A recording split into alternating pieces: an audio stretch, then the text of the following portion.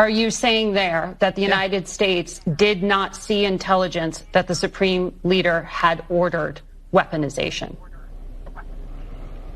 That's irrelevant. I see that question being asked in the media. That's an irrelevant question. No, they have that is the key point in in U.S. intelligence assessments. You know that. No, it's not. Yes, it was. No, it's not. The political decision had not been made. I know that better than you know that, and I know that that's not the case. But I'm asking you whether the order was given. And the people who say that, it doesn't matter if the order was given. They have everything they need to build nuclear weapons. Why would you bury things in a mountain, 300 feet under the ground? Right. Why would you bury why do they have 60% enriched uranium? You don't need 60% enriched uranium. The only countries in the world that have uranium at 60% are countries that have nuclear weapons.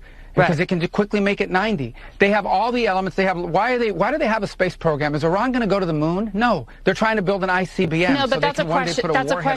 That's a question of intent. And you know, in the intelligence assessment, that it was that Iran wanted to be a threshold state and use this leverage.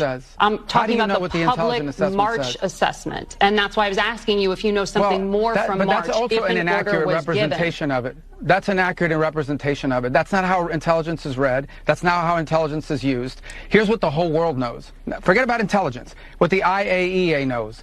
They are enriching uranium well beyond anything you need for a civil nuclear program. So why would you enrich uranium at 60%? Right. If you don't intend to one day use it to take it to 90 and build a weapon. Right. Why are you developing ICBMs? Why do you have 8,000 short-range missiles and 2,000 to 3,000 long mid-range missiles that you continue to develop?